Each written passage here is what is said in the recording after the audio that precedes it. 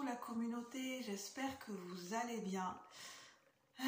Alors, je me pose. Comment vous dire, je pense que ça sera une vidéo très courte. J'ai pas envie de me prendre la tête dans cette vidéo. Faut essayer de caler les bons mots ou de faire tout un gros discours. Juste pour dire que, voilà, si en ce moment ou au moment où je tourne la vidéo, s'il y a certaines personnes qui se sentent pas bien, donc ça pourra pas parler à tout le monde, mais apparemment, je ne suis pas la seule, donc je vais vous en parler. S'il y a des personnes qui se sentent pas bien, qui a des grosses remontées émotionnelles, du stress mais énorme qui remonte à la surface, ça monte. Moi, toute la journée, depuis ce matin, alors j'ai cru que c'était... j'ai fini par me poser la question, comment ça se fait que là, comme ça, d'un coup, toute cette journée, j'ai de l'anxiété qui a monté.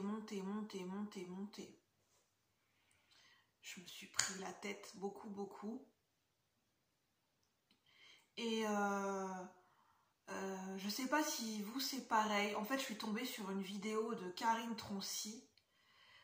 Donc Troncy, c'est Troncy. Donc Karine Troncy qui a sa chaîne YouTube. Et je suis tombée sur la vidéo dans la playlist.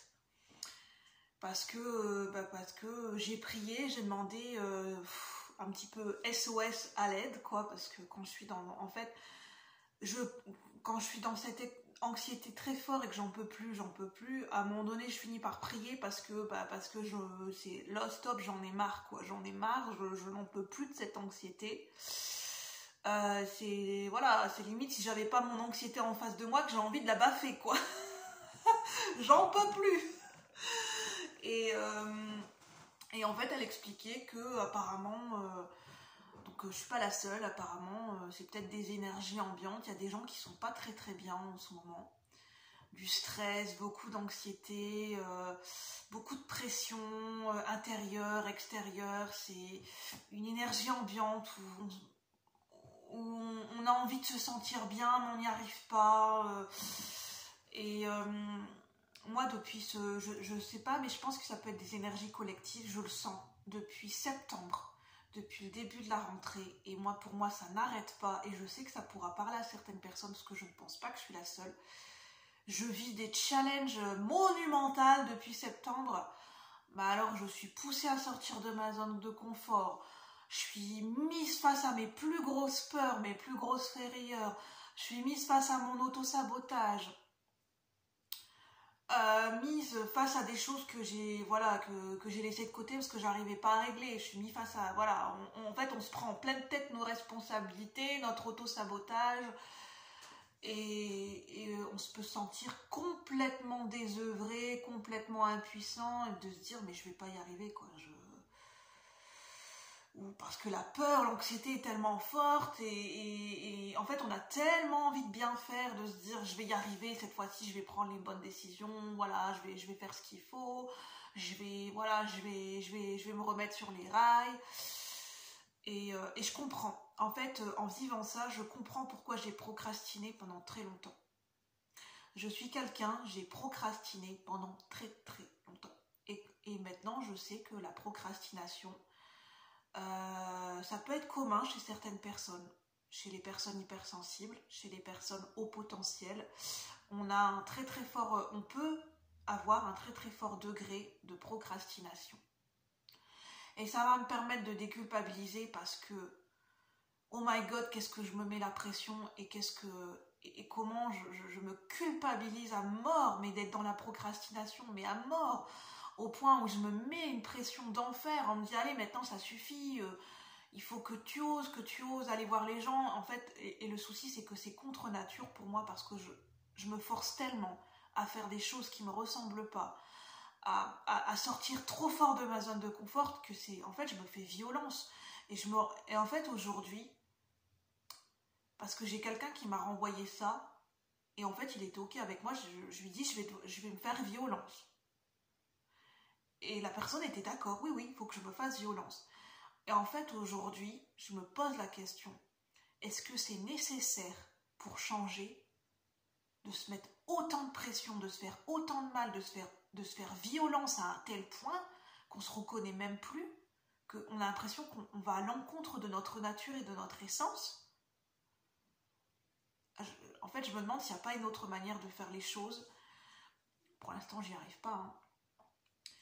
Et au point où bah, voilà, je me prends la tête en me disant il faut que je fasse ci, il faut que je fasse ça. Non, mais si je fais ci comme ça va pas aller. Oh, mais aujourd'hui, t'as pas encore fait ci. Et en fait, quand je procrastine, c'est les moments où j'y arrive pas. Je sais que c'est important de faire certaines choses, mais ça, en fait, ça appelle chez moi à un choix tellement important, à un choix crucial, ou à une communication importante, une communication officielle, où je sais qu'il y a un enjeu derrière. Et j'ai tellement peur de me planter, que de me dire je vais pas dire les bons mots, je vais pas dire la bonne phrase, ou bien je vais me faire envoyer sur les roses, parce que comme je sens l'énergie des gens, je sens quand les gens sont pas disponibles en face. Je sens quand la communication ça se passe pas bien, ça joue pas en ma faveur, ou bien que c'est limite si je dérange. Et quand après par la suite je me dis ouf, ok, je vais devoir avoir affaire à nouveau à cette personne parce que c'est une communication officielle, je vais devoir avoir affaire à nouveau à cette personne.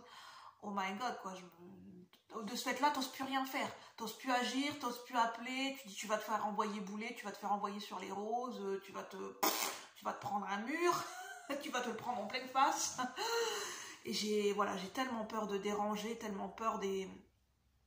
Voilà, enfin, j'ai une peur de déranger, tellement une peur de mal m'y prendre, d'être maladroite et de me prendre un tollé en pleine figure qu'après j'ose plus rien faire. Je suis comme un enfant, j'ai peur, je bouge plus, j'ose plus appeler, j'ose plus me déplacer, j'ose plus aller voir les gens et en fait je me recroqueville sur moi-même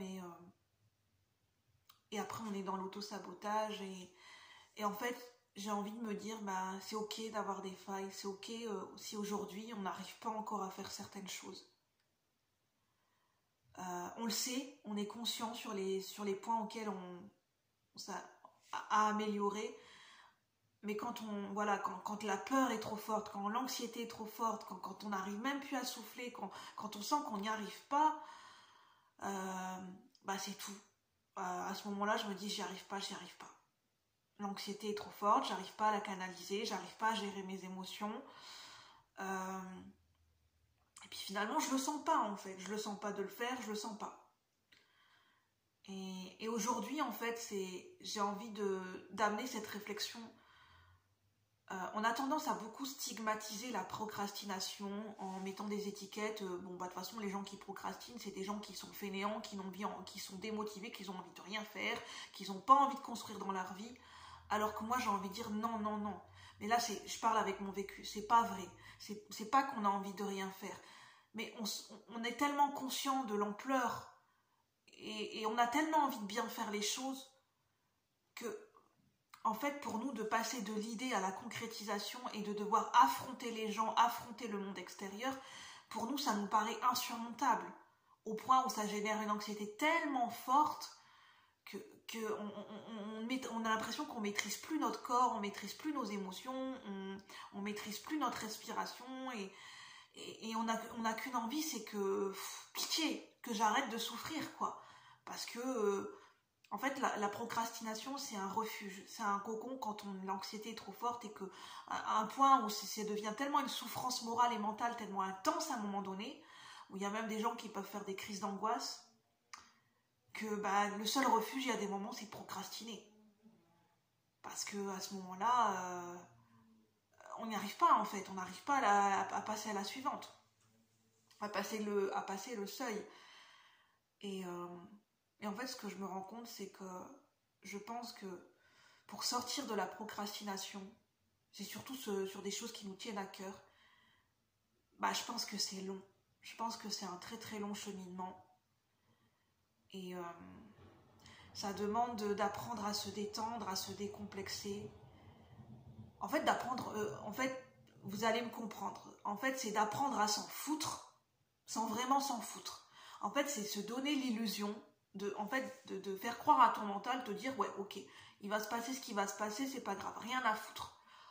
Ok, si je me prends un râteau, même au niveau sentimental, c'est pour ça qu'il y a des gens, par exemple, ils vont tomber amoureux d'un garçon ou d'une fille, et il y a des amis, ils vont leur dire, mais pourquoi tu vas pas la voir, mais pourquoi tu vas pas le voir, pourquoi tu demandes pas le numéro de téléphone? Mais on peut pas se mettre à la place de la personne, pourquoi elle n'y arrive pas? Mais c'est parce que c'est tellement stressant, tellement de peur de se prendre un râteau, tellement de peur de voir, de voir ce qui va se passer qu'on préfère s'imaginer. Parce qu'on se dit, on va pas être en capacité de gérer. Donc je comprends. Et, euh, et donc en gros, c'est de donner l'illusion et de dire à son mental, bon, allez, rien à foutre, du genre foutisme, c'est pas grave. Je me prends un nom, je me prends un nom. Je me prends un vent, je me prends un vent. Je me prends un mur, je me prends un mur. Si ça se passe mal, bah tant pis, ça se passera mal. Si je dois passer un mauvais quart d'heure, si je dois me faire, par exemple, si je dois demander un truc à mon patron, je le sens pas. Je sais pas pourquoi, mais mon patron, il est de mauvaise humeur. Je sens que je vais me prendre un tollé, je vais me faire engueuler. Mais je sens que de toute façon, c'est le seul moment que j'ai pour lui parler parce que, par exemple, je sais pas, pendant plusieurs jours, il s'en va en congé ou il s'en va en déplacement. Et vous sentez que c'est le seul créneau. Manque de bol, c'est le seul créneau, il y a une mauvaise humeur, il a passé une sale journée, voilà. Vous vous dites, punaise, ça va tomber sur moi. Allez, bah c'est pas grave, voilà, je vais passer un mauvais quart d'heure, voilà. C'est ça que j'ai envie de dire, c'est que, ouais, bah effectivement, la vie, c'est de prendre des risques. C'est que des fois, on va se prendre un tollé, on va se prendre des murs, on va avoir des gens qui vont passer leurs nerfs sur nous.